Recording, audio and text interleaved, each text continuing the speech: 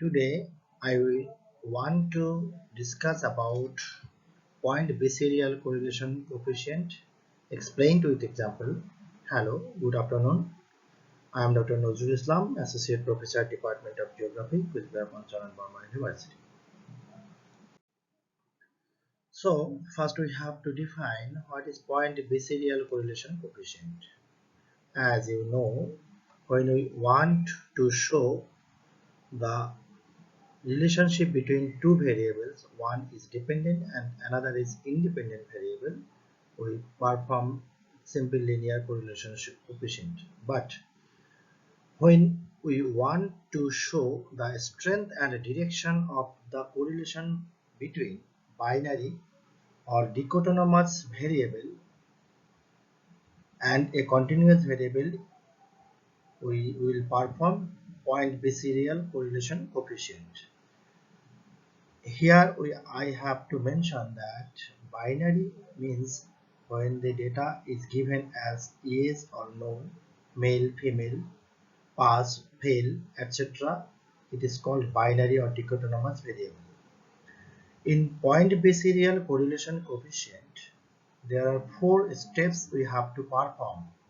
First, we have to compute mean study time for students who passed, that is mu1, and for those who failed, that is mu2. And step 2, calculate the standard deviation of the entire study time dataset, that is sigma. Step 3, count the number of students who passed, that is n1, and who failed n2. After this, we will use this formula of point-biserial correlationship, that is mu1 minus mu2 divided by sigma root over n minus 1 divided by n square.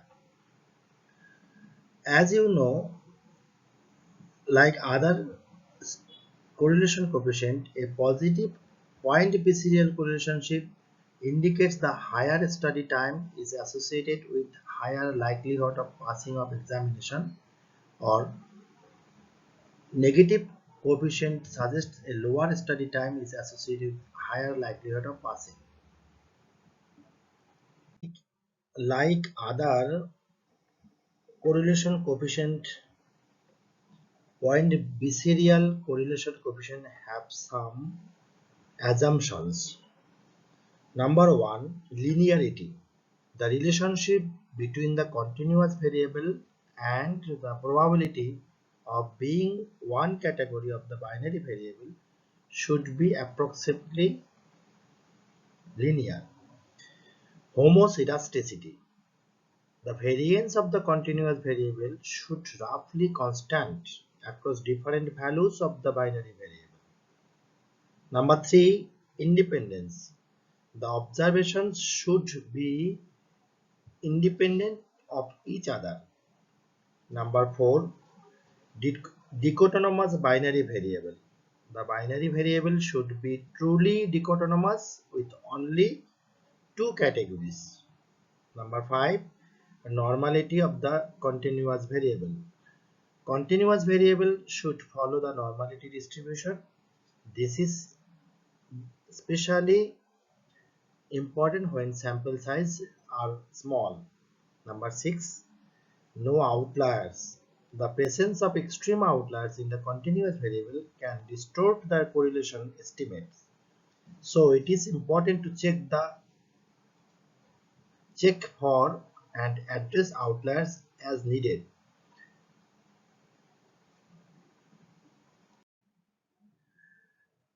Let's understand this with an example and a table. For example, examining the relationship between study time. This is a continuous variable, and examination outcome. This is a dichotomous variable, that is pass or fail. Imagine we have data on students' study time in hours, their examination outcome pass or fail.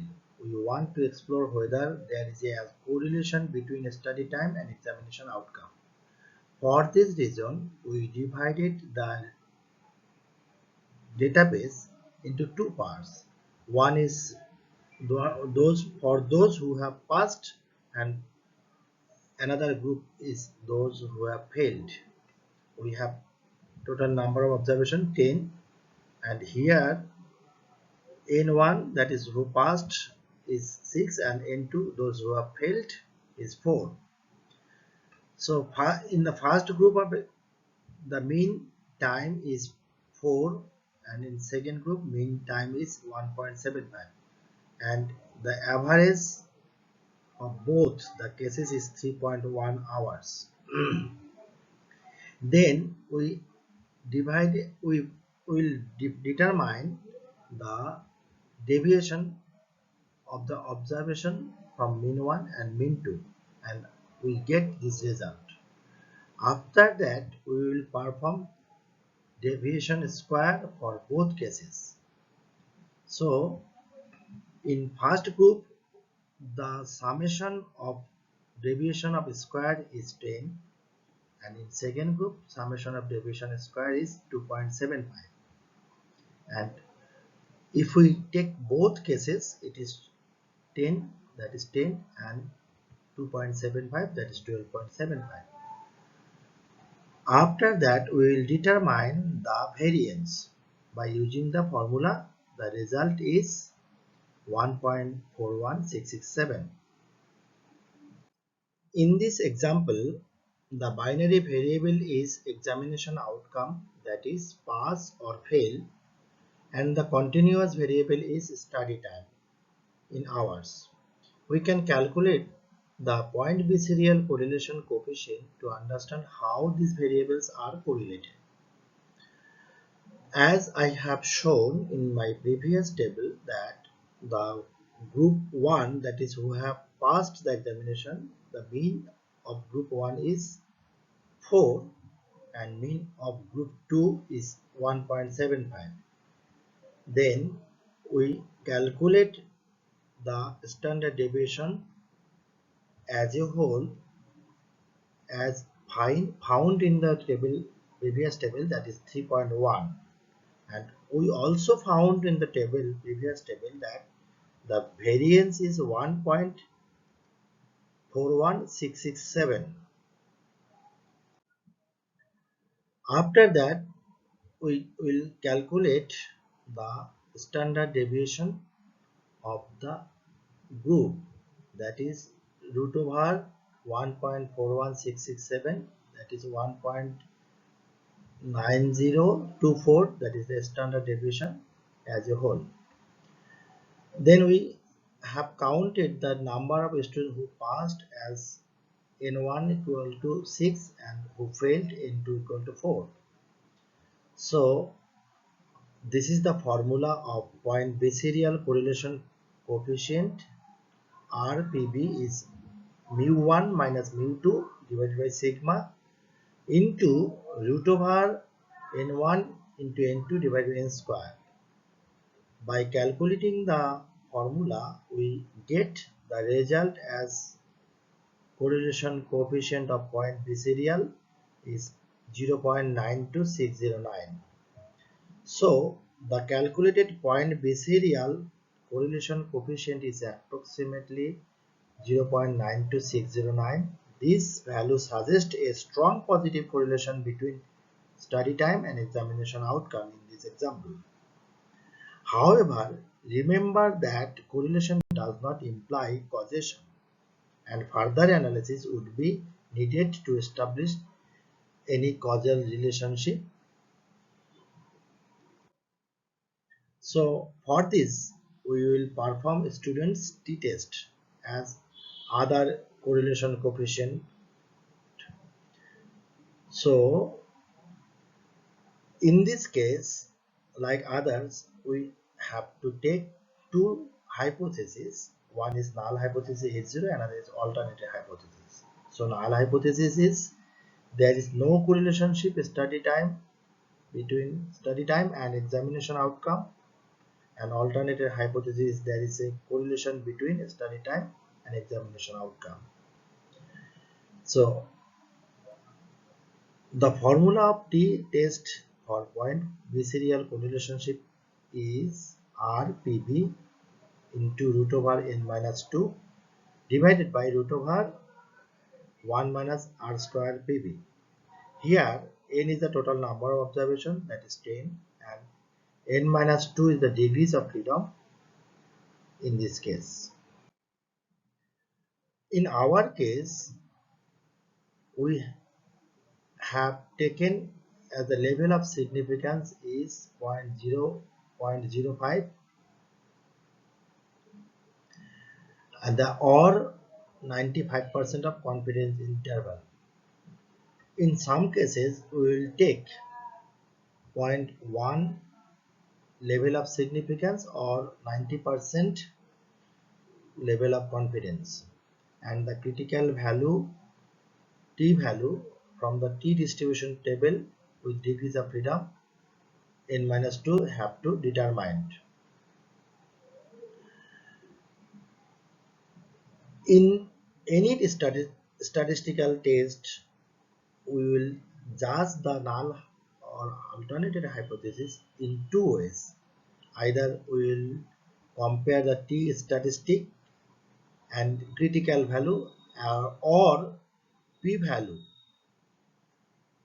The critical value we will get from t distribution table from any textbook, or p value has been calculated from the any statistical software like R software, like Python, like SPSS, etc. So during the taking a decision, we will see the two conditions. If p value is equal to less than equal to alpha, we reject the null hypothesis and conclude that there is a statistical significant correlation. If p value greater than equal to alpha, and we fail to reject the null hypothesis and conclude that there is a no statistical significant correlation. So here the result of t-test is, using the formula, we get t statistic as 6.93770, and assuming the significance level as I have mentioned earlier, that is alpha is 0.05 and degrees of freedom is n minus 2, the critical t value at a t distribution table is approximately 2.306.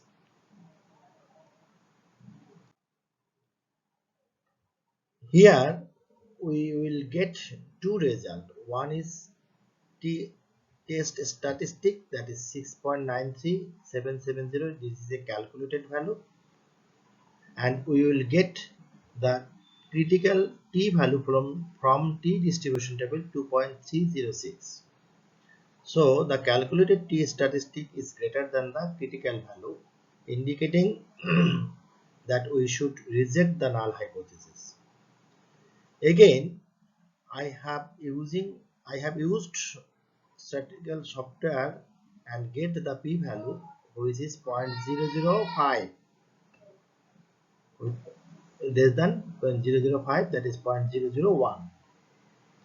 So during the taking decision making, since the p value is significantly smaller than the chosen significant level 0.005, we can confidently reject the null hypothesis. This suggests that there is a statistical significant positive correlation between study time and examination outcome in this example. So lastly, we have to comment about the result that the calculated t statistic is much larger than the critical t value, and the extremely small p value indicates a strong evidence against the null hypothesis. Therefore, based on the data and analysis, we can conclude that there is a significant positive correlation between study time and examination outcome in this scenario. Thank you for watching my video.